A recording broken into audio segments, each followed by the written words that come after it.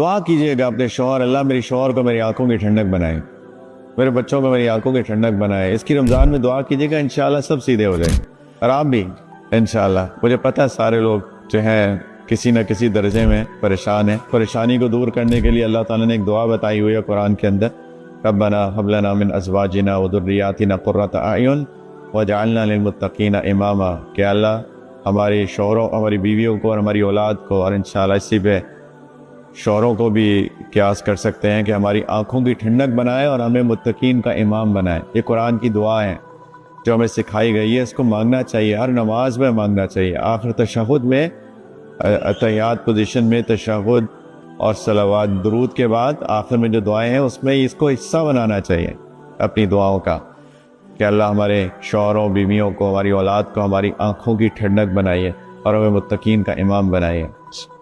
تو انشاءاللہ پریشان نہ ہو، اور یہ دنیا جو ہے امتحان ہے۔ وَجَعَلْنَا بَعْدَكُمْ لِبَعْدٍ فِتْنَةً أَتَصْبِرُونَ، اللہ فرماتے ہیں میں نے کچھ لوگوں کے لیے آزمائش بنا دیا، صبر کرو گے تو کوئی بات نہیں ہے، دنیا ایسی ہی ہے۔ ٹھیک ہے، تو تسلی آپ سب لوگوں کو دے کے جا رہا ہوں۔